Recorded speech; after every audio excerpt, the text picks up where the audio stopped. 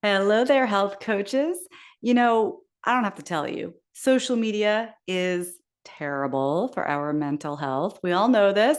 And as health coaches, we really want to be walking our talk, right? You don't want to be getting sucked into the scroll all day. I know the feeling. I know you do too. Today, I am sharing ways to simplify your approach and spend less time on social media when you know that you probably, quote, should be there for your business, right? There's this push and pull between, I got to do it for my business, but oh my gosh, it's too much. It's taking over my whole life. Social media is a beast. So if you're here live, tell me in the chat, how much time per day do you think you're spending on social media right now? And if you're not sure, your phone keeps track for you so you can go look. That number scared the pants off me recently. I was like, you gotta be kidding me with that many hours per day. Now, granted, some of it's for business, but not all. But I could be like learning a new language, I could be getting a master's degree.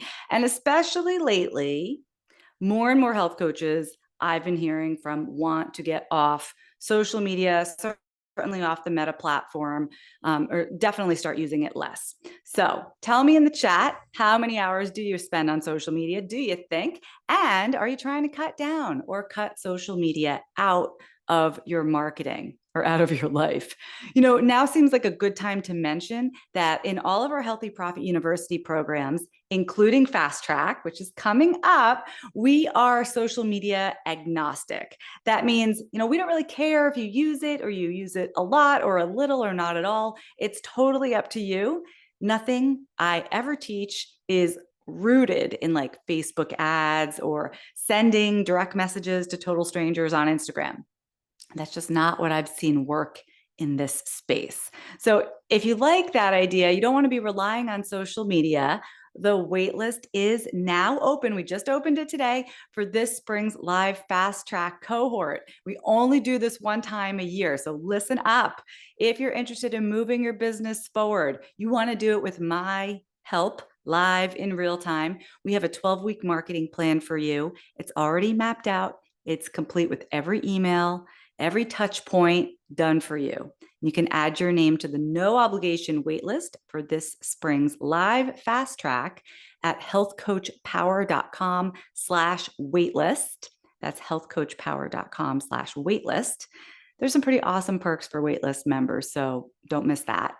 The point is, I think we're all stuck somewhere between like seeing the value of social media and just wasting too much time there and potentially being on platforms that we're not aligned with. P.S. Those platforms are always changing. The rules shift daily. It is infuriating. And let's be honest, right? The apps are designed to be addictive. I'm sure you totally know this. You probably talk to your clients about how detrimental social media can be.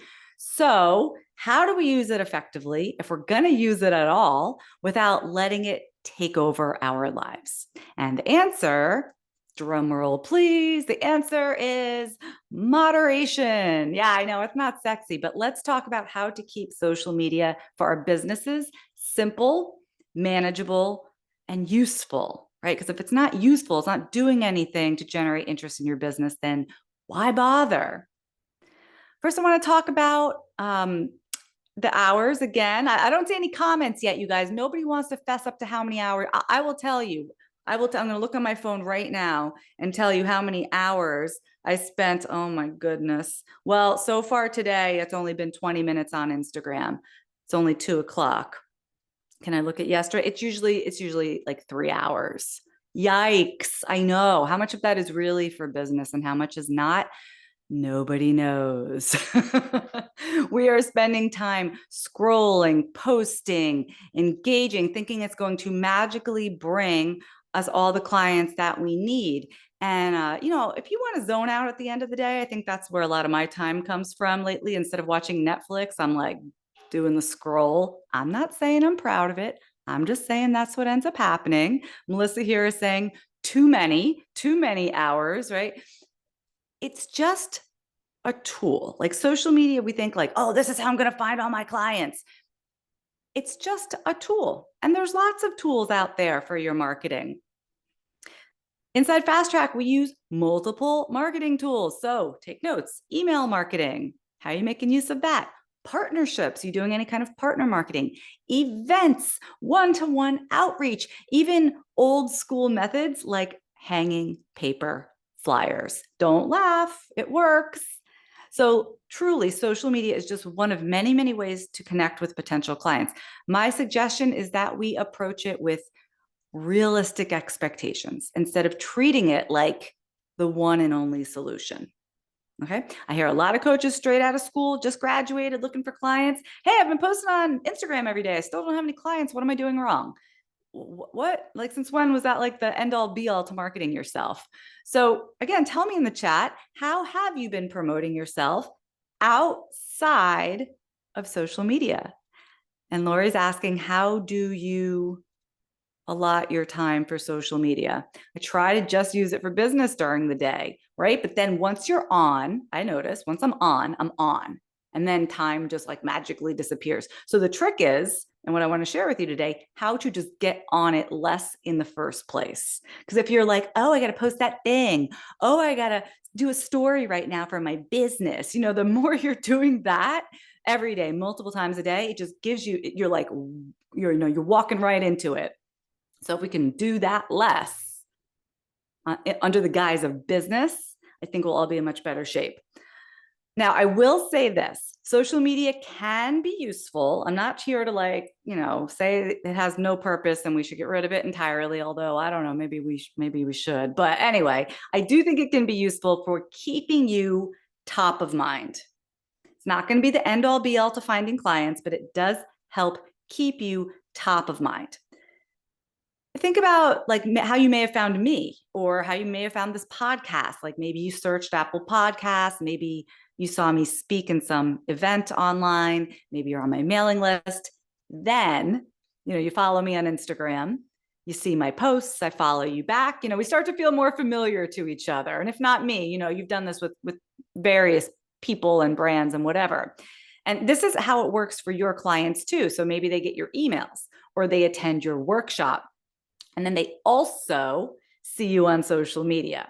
It's kind of like running into the same person again and again at the gym, and then you see them at the grocery store, and then you bump into that same person at the post office. And eventually that familiarity kind of builds, and with it comes connection and some level of trust, which is better than if you only saw that person one time, you would have forgotten about them. So when we keep seeing someone, when we stay top of mind, there is value with that. I think it's a real plus. I think that is the biggest benefit I personally see from being on Instagram, for example, with my business. Kristen says, Pinterest has been great for me. I love that it's evergreen too, and it doesn't require a lot of time spent on the app. Oh, don't even get me going on Pinterest. Pinterest is, and we've talked about this on the podcast before, it really is less social media. I mean, there's really a very little social component to it because there's no like a bunch of commenting or DMs that are going on. It's much more of a search engine. So, we could kind of consider it social media, but also kind of not. I love Pinterest, especially for health coaches, for sure. If you're here with us live, tell us here in the chat, which social platforms do you use most? Or are you not sure if it's a social platform like Pinterest, for example, or YouTube, right? YouTube is a content channel, long form content, short form content. Is it social media? I mean, there are comments. It kind of like is in that gray area as well. Now, there's TikTok, which I personally never got into. I've been on Instagram for a long time. I think, if I think back, I think it was right when my second son was born. So he's about to turn 11. So I've been on Instagram for almost 11 years. And then, of course, our Health Coach Power Community Facebook group, which has been such a wonderful place to connect with you all for well over a decade now. You might be wondering, when it comes to social media, where should you be? Should you be on Pinterest like Kristen? Should you be on Instagram like I've been for so long? My very best advice is just pick one.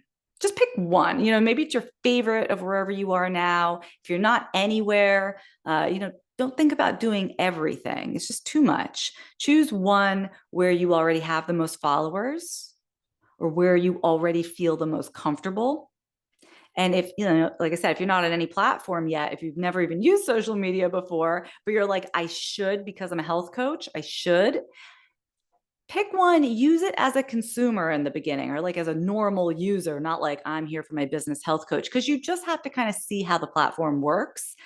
I would just start there. You can follow a couple people and just get a feel for it, then think about using it for your business. But again, just one, because the more apps you've got going on that phone, the more notifications you have popping up on your phone, turn those off, by the way. Nothing's popping up here except my calendar, right? That's a good way to distract yourself. I do recommend, though, wherever you have yourself set up a business account if the platform allows that. It's going to, like, I know Pinterest does, I know Instagram does. It's going to give you access to analytics that you wouldn't get otherwise. And that's really helpful. All right, so we've got our one, and I'd love to hear what that is for you. What is your one primary platform? And then consider repurposing content that you've created elsewhere. So you're not sitting down with, like, you know, opening up like, oh, I'm gonna make a new Instagram reel. What should it be? Let me scroll for 20 minutes looking for inspiration. No. Let's not even go down that road. Find content that you've created elsewhere, such as blog posts that you may have written, clips of videos that you've made, bits and pieces of your client materials. Like, this can all be turned into social media content. So you're not starting from scratch and you're not relying on a 45-minute doom scroll to find something to inspire you in that moment. You've been inspired. You've created things. Look through your client notes. I mean, I'm not saying you should, type your client notes word for word on social media, but use that for your inspiration. So, for example, all my podcast episodes, like this one, turn into little video clips. I'll tell you more about that in a bit. And we post those on Instagram, which automatically shares to my Facebook page. We've even been experimenting with repurposing those same video clips to YouTube Shorts or Pinterest. So even though I might show up on like 4 or 5 different platforms, it's just one piece of content. I just sat here for one like 30-minute period to record. One idea, one clip, spread it around. So if you're using one platform really, really well, just think, how can I repurpose to any others that I feel I should be on, or any others that I'm already generating content for? You don't want this to become a full-time job. So it's like cooking once and eating multiple times. It's just like that, except for how you do your social media. I'm sure you're already a pro at making leftovers in the kitchen. Or at least sometimes I'm good at that. I think one reason that, again, like the pros of being on social media, there's lots of cons, but a pro is to have some level of credibility. Like, just because someone, of course, is on social media does not mean that they're a credible source of information or someone that you would want to hire. However, don't you go like look for people there? You meet them in one place, so you see them in one place, and then you kind of go, I wonder if they're on Instagram. I wonder if they have a Facebook page. It's kind of like an online business card these days. You know what it's like? It's like the yellow pages back in the day, because people will kind of like go check you out. Like, is she legit? And they'll kind of search you up, just like we would look in the yellow pages to see, when we had a practitioner or somebody that we wanted to go see, we'd look them up. But in this case, they could see how many followers you have. They can see how active you are. You want to be there. And your profile is probably what matters most, because that's your listing, so to speak. You guys remember the yellow pages, right? It's not just me. Is anybody listening to this that's so young you don't remember the yellow pages? They're like this thick. My mother has 20 of them in a cabinet in her kitchen still. Your profile is like your listing. So even if you're not posting very often, and like I was arguing before, I think we should probably be posting less, because it gives us less opportunities for like getting sucked in. For your profile, which lives there all the time, we're going to start with, what is your profile picture? How many of you are using a logo for your profile? or like a picture of your dog. Or I see like a group photo or a family photo that has multiple people and they're all very, very small and I can't see any of them. You might be one of them, but I can't see you because every head is like teeny tiny. Don't do that. Don't do that for something that is meant for your business. What you do for your, your personal stuff doesn't matter, but for your business, people are looking to connect with you, right? And we just got that one little tiny profile. We want to see your face. Like people connect with faces. It should be something that I can see your eyeballs, I can see your smile, I can get a sense of what you look like from your profile. So a couple of you right now are like, oh crap. And you know that you've been using some logo instead. Get rid of that. Get your face up there. That's going to make a big difference. And again, you don't have to go on social media every day. That can just be sitting there and working for you when people look you up. You also want to include your actual name, you guys. Clients need to know who you are, who they'd be working with. Like coaching is very personal, right? You would be surprised how often health coaches don't list their name anywhere on social or even your own website. It's a big oversight. If you want to have a business, you have to be public facing. If you want people to find you, and I think you do, if you want people to be able to get familiar with you, they kind of need to know your name. Radka says, people are looking to connect with me. Yes, you're right. The connection is the key. It is. And I don't think they need to see you like posting pictures of yourself dancing every single day, but they just want to see that you're there, that you look professional, that if they click a link, it's going to take them somewhere that makes sense, not like some nonsense spam thing. And they probably want to see, we'll talk about in a second, that you have posted somewhat recently, right? Um, they're just looking for that credibility. And then ideally, to make the most out of the fact that people are going to look you up and they're going to view your profile, and you want to ideally have a call to action where you are collecting an email address. You want to ideally, if you just have like an Instagram, you just have that one link. Ideally, that would be leading people to your email list.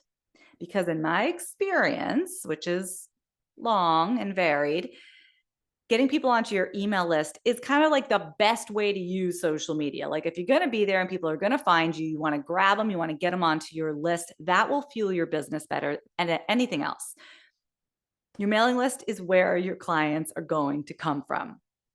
I don't even know how many times I could say this. I could probably just repeat that for like 30 minutes and publish it as next week's podcast episode. Your mailing list is where your clients are going to come from. Trust me. So try to capture your visitors, give them a way to join your mailing list. And now the question we've all been probably asking ourselves, and I've mentioned a few times, is how often should you be posting? All right. You've probably done this with various people, even if it's just like a person in your life, but certainly with businesses or brands. If you look them up, you kind of want to know that the profile is active. Like, did they post for the last time in the year 2020 and they haven't posted anything since? Right? You kind of want to see that there's something there, like certainly within the last 6 months or 3 months. If someone hasn't posted in, longer than a couple of months, I start thinking, oh, they're probably not in business anymore. Right? Like your posting frequency does not have to be daily. That's my point. It does have to be daily if you're trying to like beat the algorithm or something, but that's so much work. I don't think it behooves us to go that route. You have to become like a social media superstar for that to work. But for the rest of us, mere mortals, let's post often enough that it gives the impression that we're active. We are, in fact, still working and we're available, right? And in this way, I feel like we can use social media, yes, but not be a slave to it, right? We can let it be our online business card. It can work in that way. We're not putting all our eggs in that one basket going, this is how I'm going to find clients. This is the one and only way to do it. So how does that feel? Like, how would it feel for you to kind of like roll back your expectations of social, optimize your profile a little bit like we talked today? And I'm just wondering how that resonates. I think it's like a minimalist approach. And then you can use all that energy and all those hours elsewhere. Like when our fast track members go through the live cohort this spring, they're going to be spending like seconds with social media, seconds, not hours, if anything. I feel like it's just splitting the difference between going whole hog, like I said, becoming a social media superstar and quitting it entirely. You can be there. Radka's saying, may I ask, where's the best place to put the call to action to get people on my email list? I'm literally just starting with the email list. Oh, I'm so glad that you're starting, though. That is fantastic. So it depends what platform you're on. I'll just answer for Instagram because that's what I use the most. You have one link in your profile. So mine usually says like, grab my free such and such guide. Or right now it says, join the fast track wait list. And then there's like a little arrow and people click on the link and then they're taken to the place that I was just talking about. And all of those are places where I'm going to be asking for an email address. So there would be some type of email opt-in form. And then you can do it various other ways too, within individual posts. But I'm talking about capturing people who arrive and they just look at your profile, they give it 2 seconds of time. If there's going to be a call to action, make it one where they're going somewhere that they're giving an email address. So I've been playing with all of this myself for some time. Sometimes I do post daily. I don't know why. I get on a roll. And then sometimes I don't post for a week or two, especially during busy periods. But I will see like new names pop up on Instagram. And then I'll see, like I see you guys, and then you'll come join the Facebook group or vice versa. Or I'll see somebody who's emailing us with questions about Fast Track. And then I'll see them, pop up on social media. So I do know that being there and having a presence is helpful. It's a way, again, for people to find us, to connect with us. We just don't want to be thinking that this is where we put hours of energy every day. It's not going to work out. That's not going to build your business. I can just promise you. There are a few tools that I rely on when it comes to social media. So I want to tell you about those before we wrap up, again, just to make the most of social without spending a lot of time there. So here's some things that have been working for me. So as I mentioned earlier, I auto post from Instagram to Facebook. I do like that. That way I literally never even look at my Facebook page. It's just a setting that you can turn on inside Instagram. Easy, done, right? And there's no cost involved. So now when you post once, it automatically goes 2 places. I also mentioned earlier that when I do a video like this, it's nice to take little short clips and use those for social media. But oh my God, you know how much time that takes to do that sort of video editing? So we use a tool called Opus, OPUS. It's not very expensive and it uses AI, good old AI, to isolate good clips. And then you can just export them and it puts it in the right dimensions for you. So that is a huge, huge time saver right there. So if you're doing video, check out Opus. I use Canva templates to create posts. Now, of course, Canva is free to use. Love that. And we've just a handful of templates that get used over and over and over. So this way, you're not like starting with a blank page. You're not like, should I use green or should I use pink? And should I use this design or that design? And you just get lost in all of that. Just have a few templates that you replace the text or you replace the image and you can just keep using it over and over again. That really helps also if you're going to ever hire someone to help you in your business. You could say, here are the templates. Here's how we use them. It will also help you keep a consistent look and feel throughout all of your posts. And then I do use a tool called ManyChat. And, if you've ever been on Instagram with me or whatever, you could see in my posts that I'll say something like, comment episode to get a link to this whole episode. You comment and then it automatically sends a link to your DMs. I used to do this manually. I would offer something in my posts and then respond to each and every comment. But it's a lot.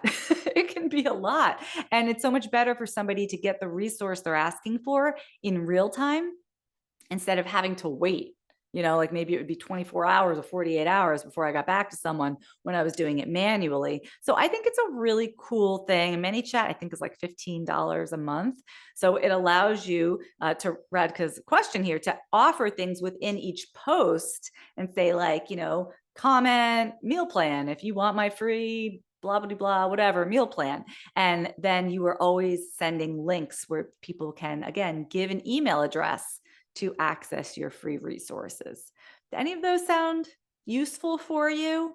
I know some of you may feel like, oh, you're not ready for something like ManyChat, but I would definitely look into, like I said, at least templatizing your posts on Canva to make that process smoother, faster, and easier. Again, there are like 100 ways to grow your health coaching business. So repeat after me. Social media is just one of them. Social media is just one of them. And in my experience, it is not even the most powerful tool we have. So you have permission, if you need it, you have permission to do less. Like that. Like that very much. And if you're tired of the social media grind, you will love Fast Track. We focus on marketing strategies that bring clients in without relying on hashtags or algorithms or DMs, any of that nonsense. The waitlist for our live spring Fast Track session is now open, and you can add your name at healthcoachpower.com/waitlist. Also, I do want to mention, if you identify as Black, Indigenous, person of color, LGBTQ, or living with a disability, we have an equity scholarship available for this spring's Fast Track, and you can apply now at healthcoachpower.com/equity. Remember, you guys, social media can be useful. It is not the whole game. If you're like, wait, what? How else would I find clients? I have no idea. That's when you know you should join us inside Fast Track. Thanks for listening, everybody. I'll catch you next time.